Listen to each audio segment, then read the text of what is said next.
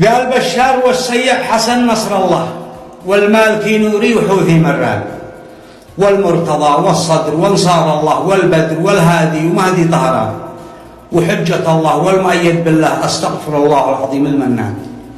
أسماءهم والقابهم ما شاء الله، ولكن المضمون غير العنوان. يتلبسوا بالدين واسماء الله وهم في الواقع جنود الشيطان. هؤلاء الجماعة ما يخافون الله، هؤلاء هم العدوى وأصل العدوان، هؤلاء الدبور اللي بهدرنا الله، هؤلاء الهزيمة والفشل والخسران، هؤلاء الذي خرجوا على دين الله من بعد حرب القادسية للآن. واغتالوا الفاروق في بيت الله، وبعدها اغتالوا علي وعثمان، وكفروا خالد وهو سيف الله ذي دق فارس كلها والرومان. هؤلاء الذي ضروك يا شعب الله ما ضروا إسرائيل والأمريكان. والله ثم الله يا خلق الله ما تنصر الأمة بشيعة إيران.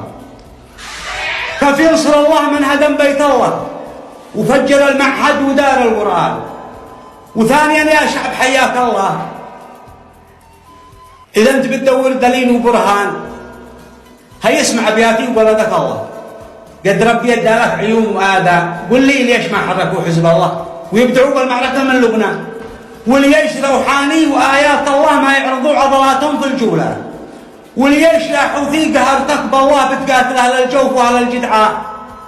وليش تغتالوا عمر جار الله؟ وليش تختطفوا محمد قحطاء؟ وليش شكرتون الملك عبد الله وإحنا زعلتوا حين شكرنا سلمى؟ وليش صفيتوا علي عبد الله وهو يعطاكم مخازن عطاء؟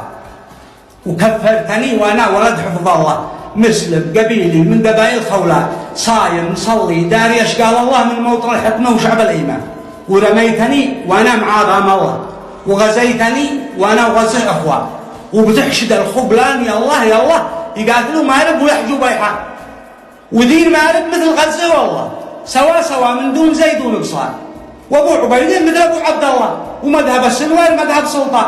واذا ما محرم الشرع الله وانت مشكل فوق ربع طوفان. الين يا عبد الملك خاف الله لا تركن ان الناس حولك عميان.